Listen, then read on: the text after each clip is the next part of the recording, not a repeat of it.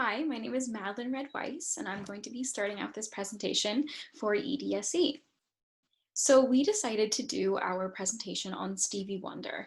I think personally for me, I've always known a little bit about Stevie Wonder, but I kind of wanted to get more into how he got started up and how his disability affected his life, but also didn't stop him from being so successful. So some of the things that I found about Stevie Wonder was that Stevie Wonder is actually just his performance name or stage name. So his birth name is Steveland Hardaway Morris. Most people know him as a musician and singer, but he's also a very good songwriter and record producer. He was born May 13th, 1950, and he is currently still alive, still making music. He made his first record debut at the age of 11. I was kind of blown away by this fact. It's really early for someone to be already so successful in music. He played many different genres and kind of dabbled in everything. So R&B, pop, funk, soul, jazz, gospel were all things that he dabbled in. And some of the labels that he worked with was Motown, was one of the things that he started with, and then So What the Fuss Records. Here's some pictures that I found. I think I love seeing how people age and how their experiences show on them.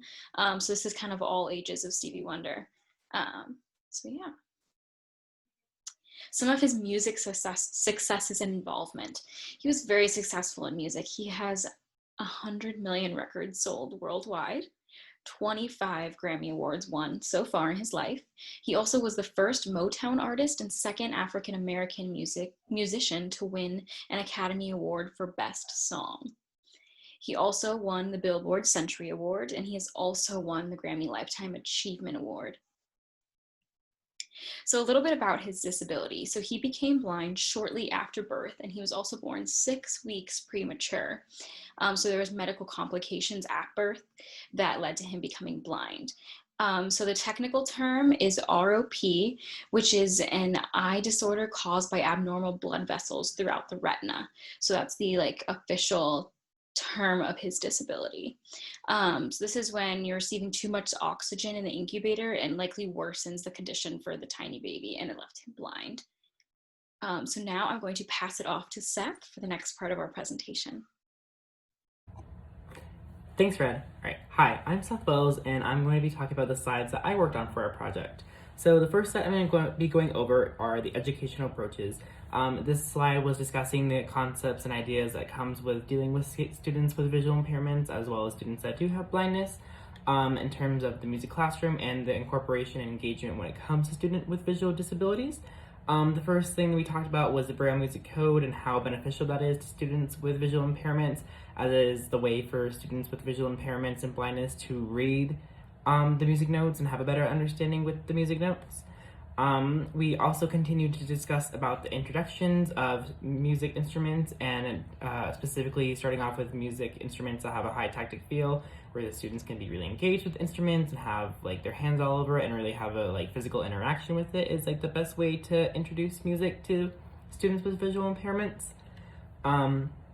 The slide also goes over 101 approaches, discussing the importance of students' connection with their educators and how educators need to be very one-on-one with students, make sure that they're not falling behind, make sure that they're being engaged, make sure that they have any questions and stuff like that. And then finally, for educational approaches, we talked about time and the importance of knowing how students with visual impairments will need more time when it comes to understanding lessons and understanding music, whether that be actually playing an instrument or understanding the notes and music notes with the actual sheets of music. This also goes into resources for Stevie Wonder, which was the slide that was next. Talking about teaching Braille to students, having a strong relationship with the family and educators, making sure the relationship between all three are strong and connected. That will benefit everyone in the end. And consistency with tasks and assignment, making sure that everything is on time, making sure that you're not just doing random assignments out of the blue, and making sure that the kid does understand what is expected from them. I'm now going to be talking about how Stevie became so successful. So Stevie Wonder is considered a child prodigy. He started beginning listening to music and explore music around the age of 8, where he taught himself how to play piano. His talent and skill led him to sign with Motown's Tamala label at age 11, and it was his song Fingertips that was the Billboard's Hot 100, which is what really got his career rolling, and he was 13 at the time of that. And then when we try to imagine Stevie Wonder as a kid with our classroom, we can often look at how he actually was as a kid when he was growing up. He was obviously very engaged with music and drawn to the artistic aesthetic. He was very strong-minded and determined to be independent. He taught himself how to play music and piano, and was overall just engaging with music and trying to be the best version of himself when it came to exploring music as well as bettering himself. But yeah, so those are the slides I went over, and now I'm gonna leave it to Cliff. All right, so hello, my name is Cliff Shu. I am a senior music ed major here at UNC, and today I'm just going to briefly talk about what Stevie Wonder's life would look like if he was a student in the modern day elementary school, and I also just spend some time talking about what his music involvement would look like as well. So to start off, just like any other child, Stevie Wonder would probably either take the school bus or have his parents drive him to school every day. Throughout the school day, he'd have a combination of one-on-one and regular classroom instruction, and then he would also have a personal assistant throughout the day to help him out with any of his schoolwork. So when it comes to teaching a student with a visual disability or just a disability in general, one of the big goals is to get the student to become more and more independent. And so, how this would translate into the classroom setting is that Stevie's personal assistant would probably sit further back in the classroom, whereas Stevie would sit maybe a little bit farther up front in the classroom where he's incorporated with his classmates and the rest of the classroom. So that way, he's encouraged to do things independently as much as he can. But if for whatever reason, if there's any additional materials or resources or an instruction that he would need, then the personal assistant will always be there to provide that for him when necessary. So, and then in the middle of the day, he'd also just have some one-on-one time with an instructor to work on his mobility and orientation. Again, just trying to get these students to become more and more independent the further they get into their education. So, moving on, as far as music involvement, in elementary school, Stevie will be able to participate in a general music classroom with his other students.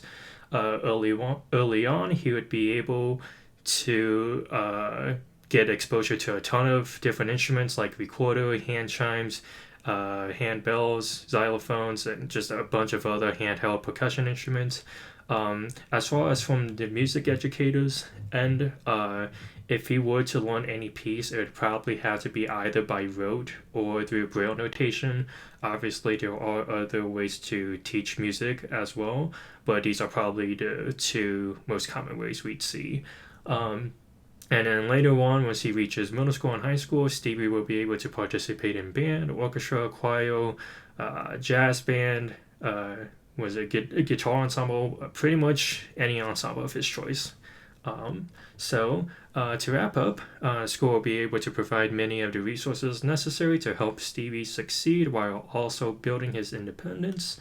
Throughout his education, he'll have several opportunities to participate in a general music class and other music ensembles, and then lessons will have to be adapted for him, but he'll still be able to collaborate with other students and enjoy similar experiences that other students get out of a music classroom. Luckily, so much of the experiences in a music classroom is the majority of it is auditory and physical. So having a visual disability doesn't immediately diminish any of the experiences that he would have. So obviously that's a good thing. But yeah, here's a list of all the references that we used, and that's about it. So thanks.